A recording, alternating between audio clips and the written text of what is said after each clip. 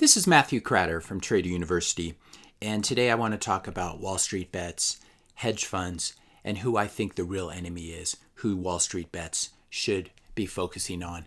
There's a huge double standard obviously occurring in our financial media where a website like Bloomberg would say that Redditors are basically suffering from huge dopamine rushes, etc., and that they have no right to push around stocks.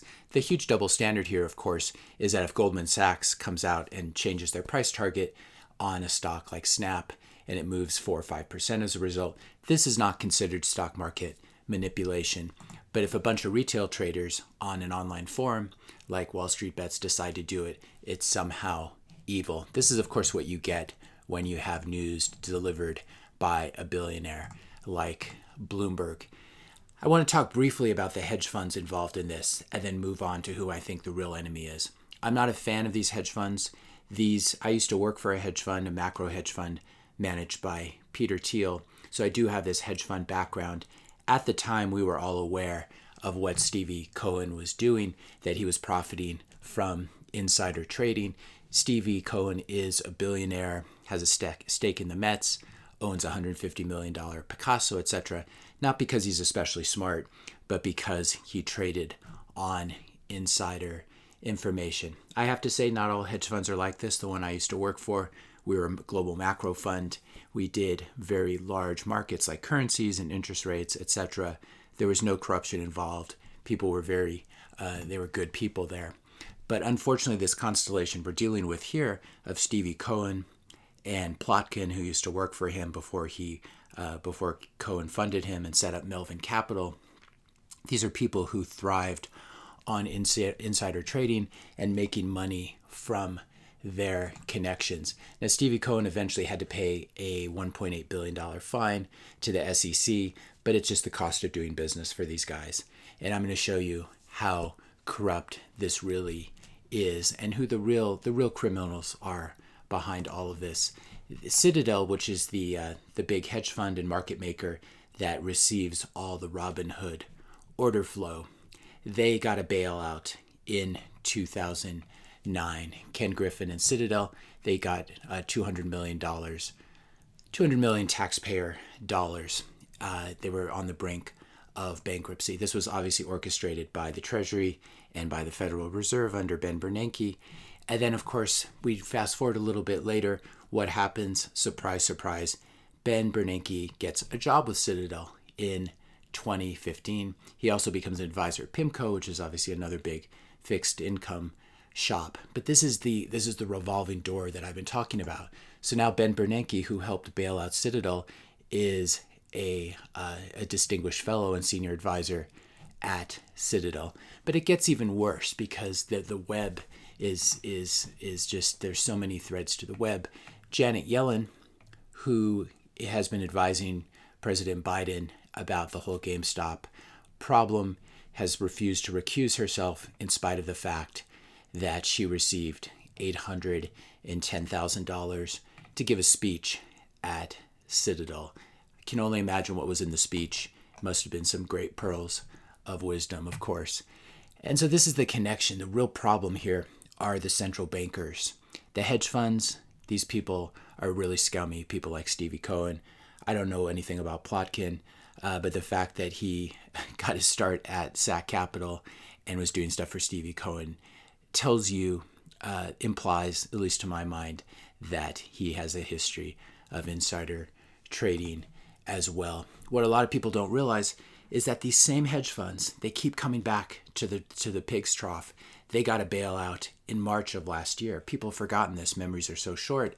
Point72 is Stevie Cohen's new hedge fund, and Citadel, of course, is still Citadel. They were all in really big trouble in March as the coronavirus panic hit, and they were in a what's called a basis trade, where they're trading cash treasuries against the futures, and they basically got on the wrong side of the market, got in trouble in the repo market, as this article from Phil Stockworld points out. Citadel, Millennium Management, and Point72. And what happens is, of course, the Fed steps in and starts buying securities and bails them out through the market. This is the world that we live in, where the central bankers are behind everything. And once they are done with their term, or even before they're done, they get lucrative speaking engagements at these hedge funds and these positions where they're obviously there just as payback, or maybe to provide some sort of insider information as well. What I forgot to mention is obviously Janet Yellen was a central banker. She was chairman of the Federal Reserve before she left and gave some speeches to Wall Street. And now she's back as Treasury Secretary to work very closely with the Fed to continue to monetize deficit spending and to make sure that hedge funds don't get into any trouble. If they do, once rich people start losing money, that's when the regulators get concerned. They don't care at all about the little guy. And that's why they write these smear articles accusing WallStreetBets of doing something different than what Wall Street does every single day of the week.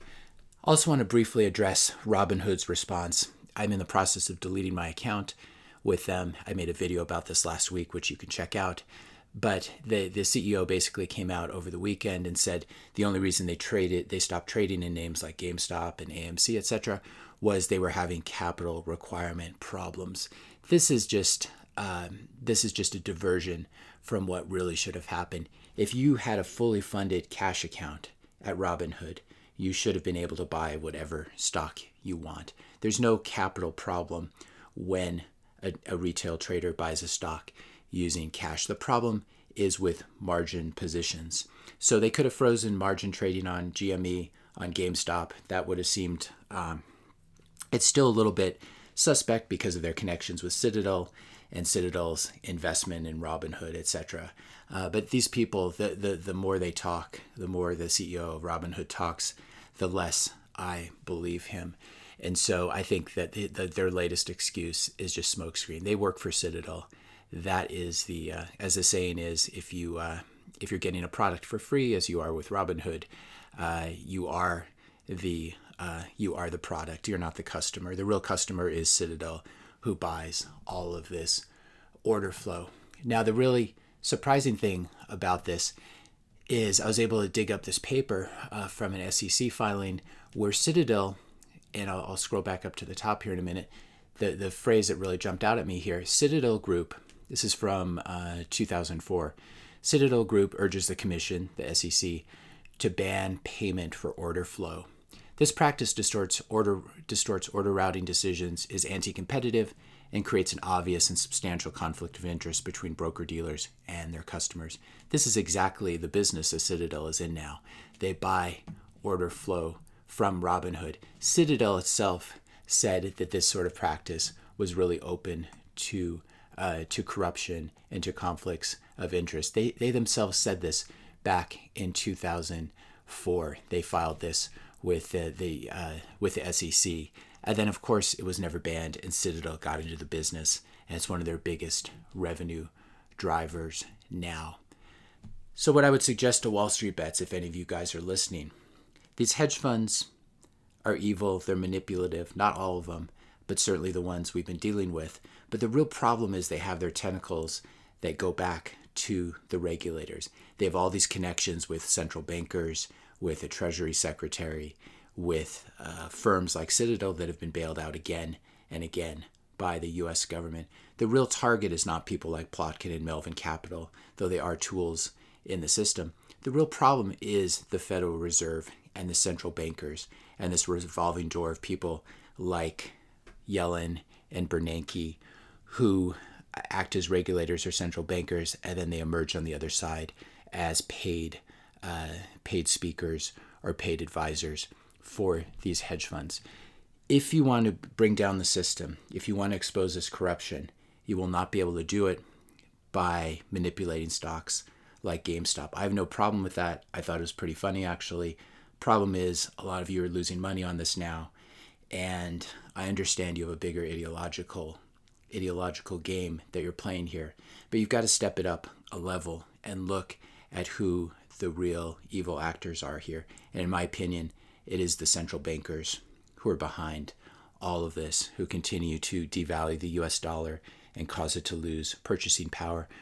Why are they printing so much money? And they're printing it mainly to buy securities from these hedge funds and prop them up. This is one reason the US dollar has been losing so much purchasing power. The real rat poison here for the system is not blowing up hedge funds like Melvin Capital. Though if you want to keep doing that, that's fine. They're big boys. They can handle it. They shouldn't get so much sympathy from regulators. But the real rat poison that will hurt the system is Bitcoin. This is something that cannot be halted in its trading. You could shut down all the exchanges that traded in the US and it would keep trading worldwide. It trades 24/7. There are no trading halts. They can't be manipulated in the same way that something like GameStop was, where there were repeated trading halts, as well as the fact that GameStop can obviously always issue more shares of stock and dilute themselves and cause the stock to crater by doing this as well, by increasing a huge supply. This is not possible with Bitcoin. Bitcoin has diamond hand holders, hodlers who are not willing to sell at any price. It has a very small float. And so I would suggest to WallStreetBets that instead of focusing on junky, scammy cryptocurrencies like XRP, instead of focusing on silver, which is a globally manipulated market, instead of focusing on things like GME, which can be shut down very easily, as we're seeing today as the stock plummets, the scheme is being shut down.